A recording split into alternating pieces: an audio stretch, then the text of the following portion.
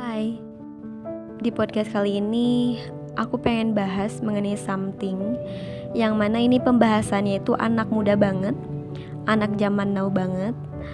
Anak muda zaman sekarang sering menyebutnya dengan sebutan atau sebutan gaulnya itu bucin, yaps, budak cinta.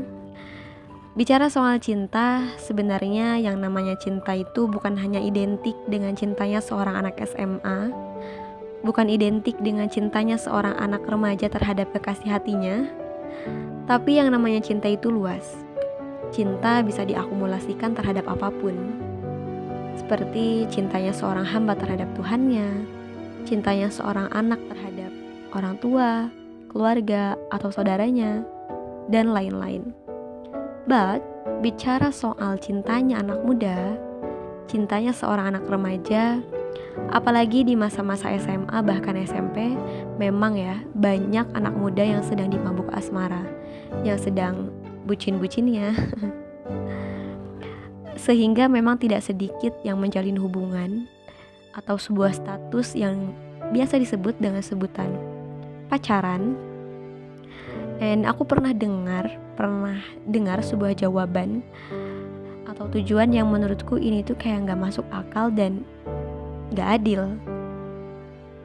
Jadi dulu di saat aku duduk di bangku SMA, aku pernah bertanya kepada seorang teman yang mana memang pada saat itu dia sedang kasmaran dan punya pacar.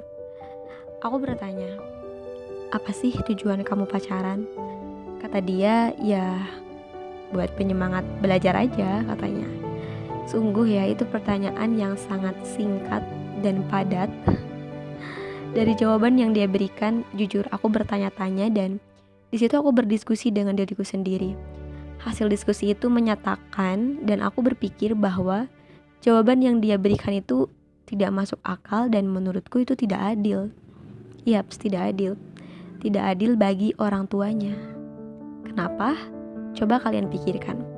Padahal nih ya, yang membiayai dia sekolah, yang memberikan uang jajan berangkat dari rumah ke sekolah, yang memikirkan biaya per bulan sekolah, SPP dan sebagainya, itu kan orang tuanya, keluarganya gitu.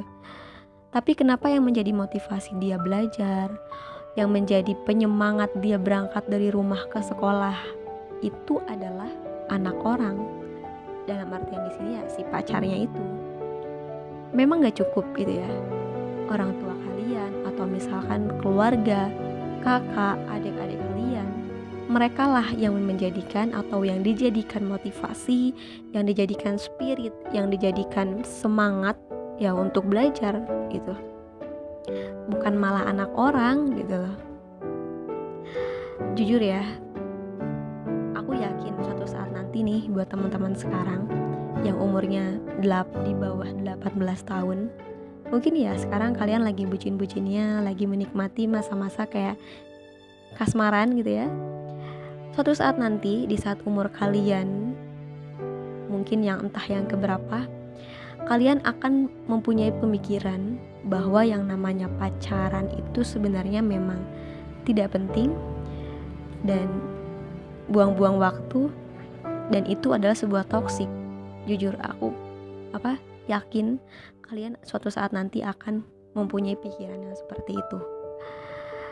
Dan memang ya tidak semua anak muda itu memutuskan untuk pacaran, ada kok gitu kan anak muda yang memang tidak memutuskan untuk pacaran, yang benar-benar mereka menjaga dirinya dari hal yang seperti itu gitu.